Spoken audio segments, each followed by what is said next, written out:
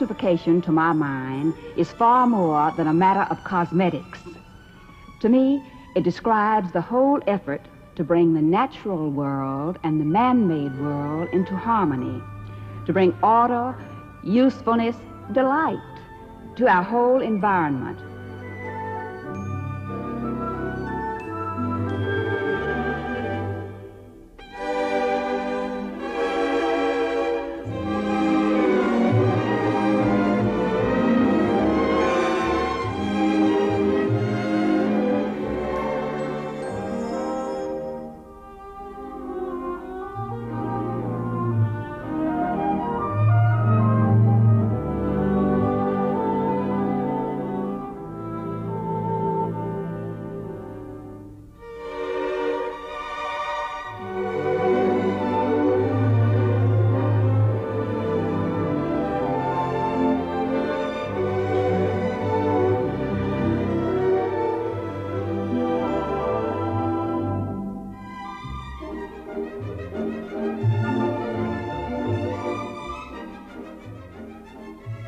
After the presidential elections in 1964, Mrs. Lyndon Johnson felt that to be most effective as the nation's First Lady, she would concentrate her efforts in a few major areas of concern. During a meeting at the LBJ Ranch, Mrs. Johnson was urged by Secretary of the Interior Stuart Udall to share her lifelong interest in one of these areas, conservation and beautification. Putting this interest into practice would require organization and hard work. Mrs. Johnson wanted to make her adopted hometown an example for others to follow. Washington, D.C. would be a showcase for the nation. And so, the Committee for a More Beautiful Capital was born. Mrs. Johnson assembled her committee for the first time on February 11, 1965, at the White House. Its members were public officials, businessmen, architects, philanthropists, a true cross-section of the many Americans who wanted to improve the nation's capital. Ideas and inspiration began flowing at once, an overwhelming number of which would be funded by the more than $2 million given by private donors. Among the first proposals was a plan to adopt the countless traffic circles and grassy triangles that dot Washington intersections. They were to be enlivened with a variety of bright and colorful plantings. On March 9, 1965, Mrs. Johnson set out the first azalea of the beautification program at the triangle between 3rd Street and Maryland and Independence Avenues Southwest. In May of 1965, the committee met aboard the USS Sequoia for a cruise and tour of the Potomac River. Tours and short trips would become a regular part of the committee's activities. This particular trip spotlighted the history and geography of the Potomac and its waterfront and analyzed some of the problems connected with the river. The First Lady had challenged her committee to find ways of implementing those beautification projects already underway, boosting those that should be underway, and being a catalyst for new undertakings. An action program was devised for tackling Washington's beautification problems. From the very beginning, Mrs. Johnson received mail and support from people all over the country, and all eyes were on Washington for the inspiration that would stimulate similar projects in cities and towns across the land. The many donations of money and plants were handled by a supplemental committee, the Society for a More Beautiful National Capital. Some of the early gifts included a $100,000 grant from the Rockefeller Foundation, 10,000 azaleas from Mrs. Albert Lasker, and 4,000 cherry trees from the people of Japan. Along with the magnificent statues and monuments, the delicate Japanese cherry trees have always been provocative attractions to Washington visitors.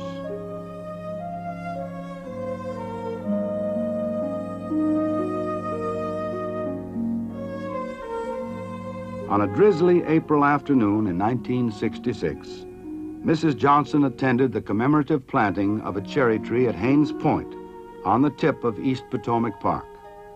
This was the first of 1,800 such trees that will grace a scenic drive around the peninsula.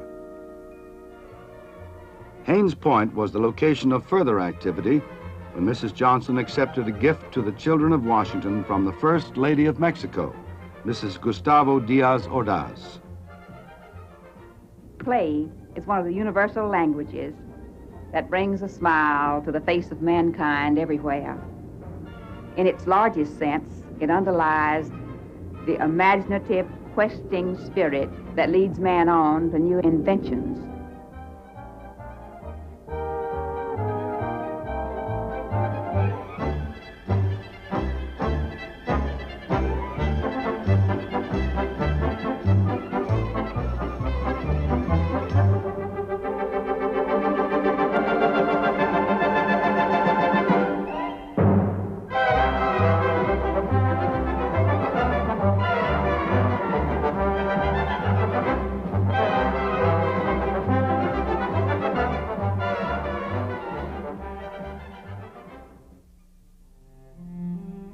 Another project to enliven Hains Point was a towering jet of water donated in honor of President and Mrs. Johnson.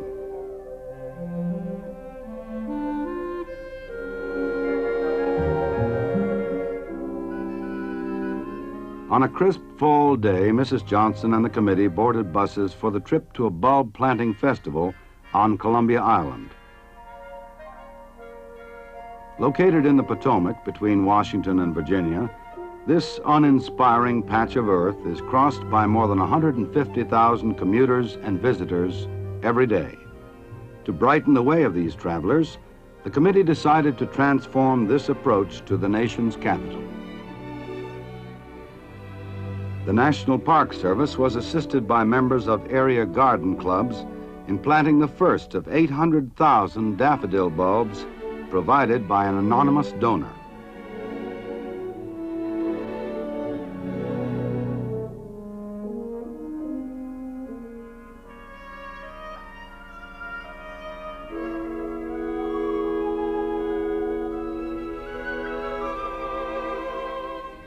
The improvement of school grounds was also high on the committee's list of priorities, especially when it would involve the children themselves.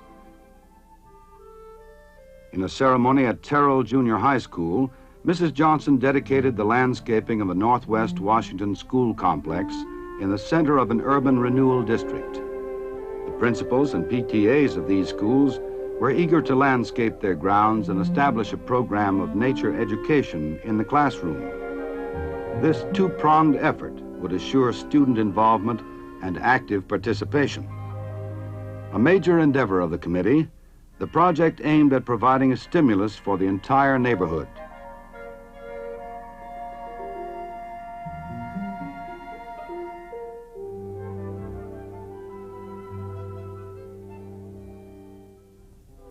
A different plan involving recreational facilities was devised for Buchanan School. Before the committee concentrated its efforts here, this school had been a depressing, window-broken eyesore, a sad place to send youngsters for an education. But thanks to a generous donation from the Vincent Astor Foundation, all that has been changed. Buchanan Plaza has now become the most exciting playground in all of Washington. Here, Mrs. Johnson, Mrs. Astor, and the rest of the committee gathered for the dedication ceremonies. For while Buchanan Plaza belongs first and foremost to this school, it also belongs to everyone in the neighborhood. It is a place where all ages can come together and find when they get there that there's lots to do. Who can put a price tag on boredom?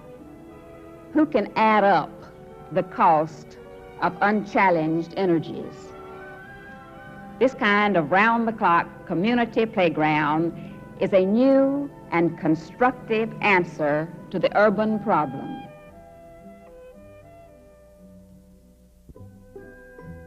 In 1967, the committee unveiled Project Trailblazers, a work-study enrichment program for ghetto teenagers. Mrs. Johnson paid a visit to one of the Trailblazer activities, a Vest Pocket Park and outdoor exhibit area in Anacostia.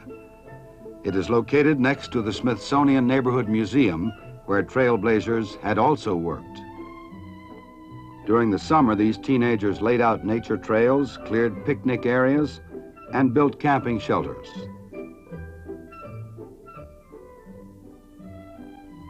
Each Trailblazer was provided with a camera and film to record the group's accomplishments.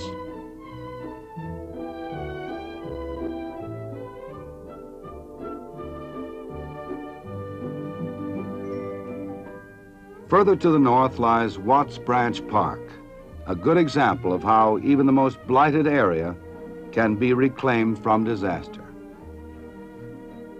This had once been a junk-strewn ravine, neglected and abused. However, with the aid of a donation, it has been made into an attractive and inviting park.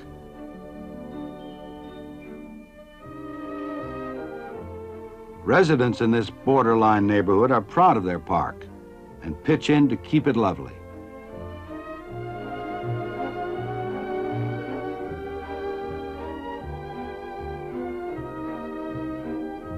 Another problem of concern to the committee involved the downtown business district.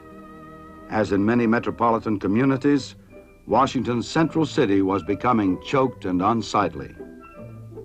Inspired by the committee's activities to improve Washington, local officials and businessmen decided to counteract this deterioration with two beautifully planned and landscaped malls.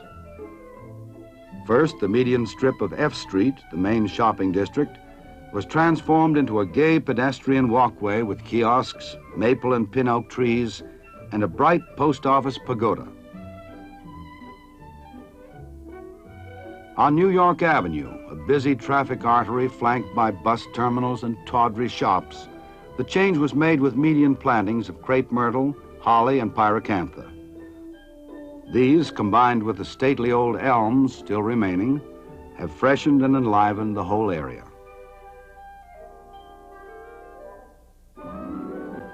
Partially as a result of the prospect of winning White House recognition, and partially as a result of the gentle and effective persuasiveness of the First Lady, business and commercial establishments throughout Washington were becoming conscious of their appearance.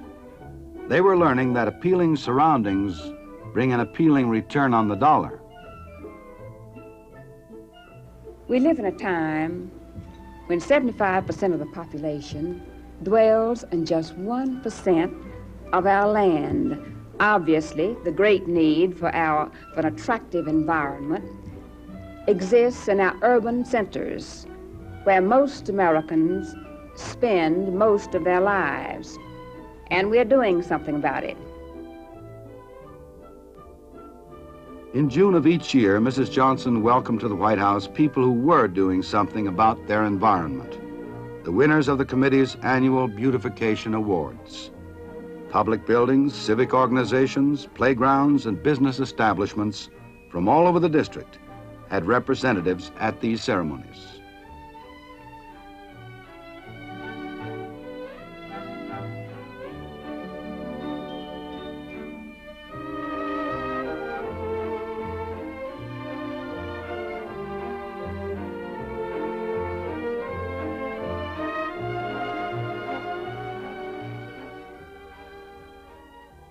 You are the doers.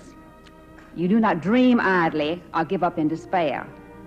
You're showing all of us how each person can contribute something of positive value.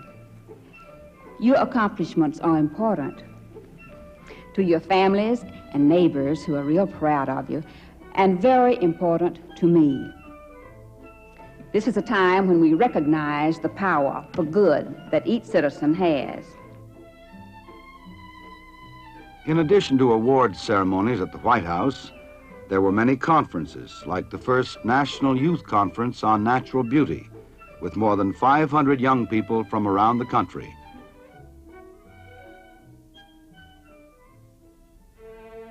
And the White House Conference on Natural Beauty, in which more than 1,000 experts in all phases of environmental planning met for 2 days of intensive discussions. There were special ceremonies, such as the Arbor Day planting on the White House lawn with district school children, and of course, the monthly meetings of the Beautification Committee itself.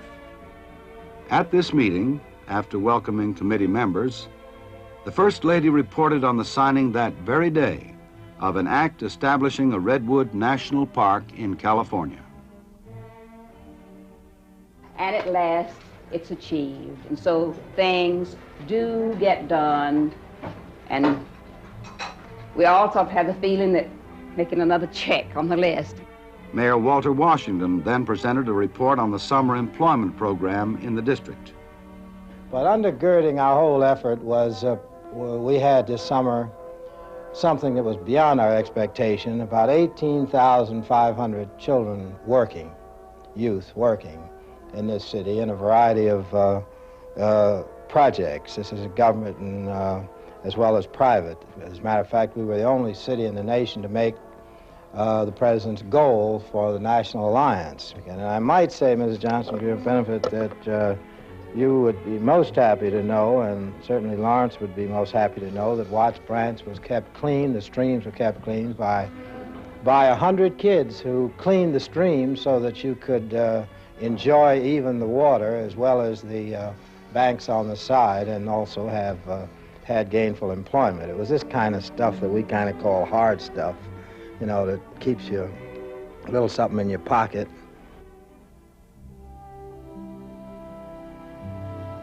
But the First Lady's attention was not limited to Washington alone.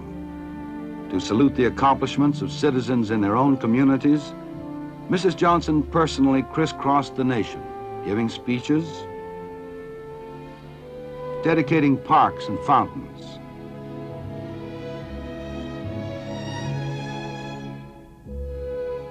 opening recreation areas, inspiring further progress,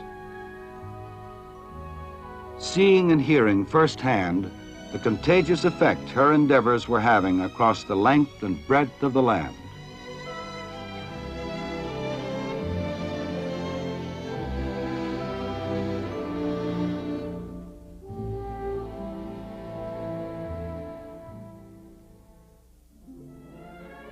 After the many dedication ceremonies she attended for others, Mrs. Johnson returned to Washington to dedicate one of her own favorite projects. Dredged out of the historic Potomac some 50 years ago, Columbia Island is a gift of nature and man. I'm so pleased that this piece of land challenged this committee, and we have concentrated much of our efforts and gifts in preparing it as a magnificent gateway to the capital. Having been there when the daffodils were planted, having seen them in their drifts of yellow along the slopes of the river, having watched almost every one of those trees go into the ground, and envisioned how that expanse of white and pink dogwoods is going to look next spring, you can be sure that I shall return.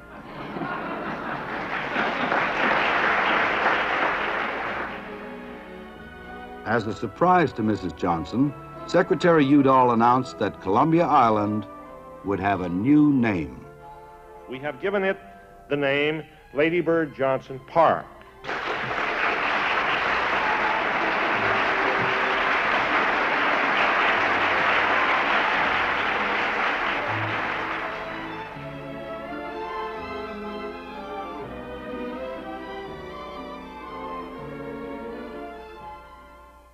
The Washington Mrs. Johnson shall be returning to in the coming years has been improved from one end of the city to the other.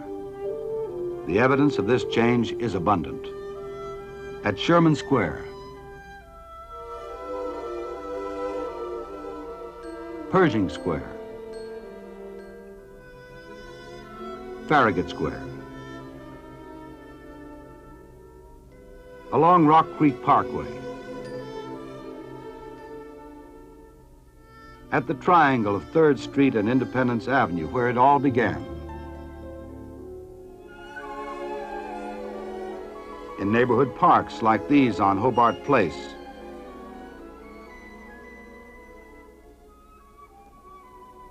at Twining Square,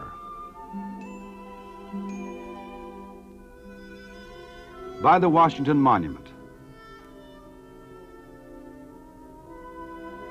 along the Mall, at Hains Point.